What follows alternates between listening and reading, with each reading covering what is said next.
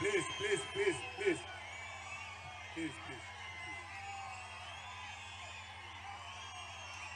please, please, please.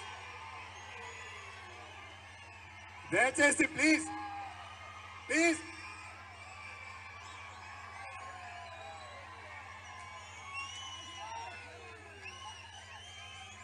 జై తెలంగాణ, ఒక నిమిషం జై భారత్. నువ్వు ఆగు. జై తెలంగాణ. గట్టిగా కుడి చేయి ఉన్న ప్రతి ఒక్కరూ పిడికిలి బిగించి పైకెత్తి అనాలి. జై తెలంగాణ, జై తెలంగాణ. రాబోయే రోజులలో కాబోయే ముఖ్యమంత్రి కేటీఆర్ గారు వచ్చారు.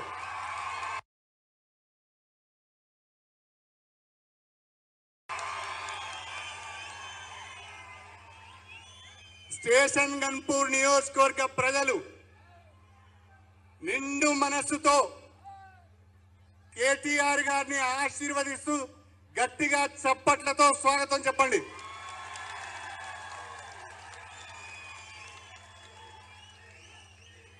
వేదిక పైనున్న గౌరవ మంత్రివర్యులు శ్రీ ఎర్రబెల్లి దయాకర్ రావు గారు, గౌరవ మంత్రివర్యులు శ్రీమతి సత్యవతి రాథోడ్ గారు, స్థానిక శాసనసభ్యులు డాక్టర్ రాజయ్య గారు, మన ఎమ్మెల్సీ,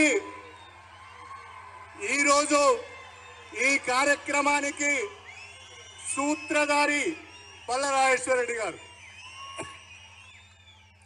వేదిక పైనున్న గౌరవ పార్లమెంట్ సభ్యులు, గౌరవ శాసనసభ్యులు, శాసన మండలి సభ్యులు, గౌరవ జడ్పీటీసీలు, గౌరవ ఎంపీపీలు, మండల పార్టీ అధ్యక్షులు, నియోజకవర్గ పార్టీ నాయకులకు, నియోజకవర్గంలోని 7 మండలాల నుండి వేలాదిగా తరలి వచ్చిన ప్రజలకు, పార్టీ కార్యకర్తలకు, మీడియా మిత్రులకు అందరికీ పేరు పేరున నా హృదయపూర్వక నమస్కారాలు తెలియజేసుకుంటున్నాను. రామన్న, నేను రాజకీయంగా మాట్లాడను, రాజకీయాల జోలికి వెళ్ళను, అన్ని విషయాలు మీరు వివరంగా చెప్తారు. కాకపోతే స్టేషన్ గన్పూర్ నియోజకవర్గానికి ఏమి కావాలనేది మాత్రము 2-3 విషయాలు మా ప్రజల తరఫున మీ ముందు పెడుతున్నానని చెప్పి ఈ సందర్భంగా తెలియజేస్తున్నా. స్టేషన్ గన్పూర్ నియోజకవర్గంలో కొత్తగా 2 మండలాలు ఏర్పాటు చేశాం. ఒకటి వేలేరు మండలము, ఒకటి చిల్పూర్ మండలం. ఆ 2 మండలాలలో కేజీబీలు ఇచ్చాం. ఆ భవనాలు కూడా పూర్తి అయినాయి. అక్కడ MRO office, MPDO office, police station, ఏ రకమైన కార్యాలయాలకు భవనాలు లేవు. మీరు వేలేరు మండల కేంద్రానికి వచ్చారు కాబట్టి దయచేసి మీరు, మా పంచాయతీరాజ్ మినిస్టర్ గారు కూడా ఇక్కడే ఉన్నారు, వేలేరు మండలానికి, చిల్పూర్ మండలానికి 2 మండలాలకు కూడా మండల కాంప్లెక్స్లు మంజూరు చేయాలని చెప్పి విజ్ఞప్తి చేస్తున్నా. రెండవది, మాకు ప్రధానంగా వరంగల్ జిల్లా కేంద్రం నుంచి జనగామ జిల్లా కేంద్రానికి వెళ్ళటానికి 4 మండలాలను కలుపుతూ పోయే ఒక రోడ్డు ఉంది. దాన్ని డబుల్ రోడ్ చేయాలి. వరంగల్, మడికొండ, ధర్మసాగర్, ముప్పారం, నారాయణగిరి, పీసర, కొమ్ముగుట్ట, లింగంపల్లి, శ్రీపతిపల్లి, ఏనియాబాయి తండా, తరిగొప్పుల, నర్మెట్ట మీదుగా జనగామ వరకు 4 మండల కేంద్రాలను కలుపుతూ 2 జిల్లా కేంద్రాలను కలిపే ఇది అతి ముఖ్యమైన రోడ్డు, గ్రామీణ ప్రాంతాల నుంచి వెళ్లే రోడ్డు కాబట్టి ఈ రోడ్డుకు డబుల్ రోడ్ చేస్తూ మీరు మంజూరు ఇవ్వాలని చెప్పి నేను ప్రత్యేకంగా మీకు విజ్ఞప్తి చేస్తున్నా. రెండవది, మీరు తెలంగాణ రాష్ట్రంలో అనేక నియోజకవర్గ కేంద్రాలను, అనేక పెద్ద పెద్ద గ్రామ పంచాయతీలను మున్సిపాలిటీలుగా మార్చిండ్రు. మా స్టేషన్ గన్పూర్ నియోజకవర్గంలో స్టేషన్ గన్పూర్ను, అదేవిధంగా శివునిపల్లిని, చాగళ్లను 3 గ్రామాలను కలుపుతూ మున్సిపాలిటీ చేయాలని చెప్పి నేను మీకు ప్రత్యేకంగా విజ్ఞప్తి చేసుకుంటున్నా. 4వది, నా మీద ఒక అపవాదు ఉన్నది. నేను విద్యాశాఖ మంత్రిగా ఉండి కూడా గణపూర్కు డిగ్రీ కాలేజ్ తీసుకురాలేదని.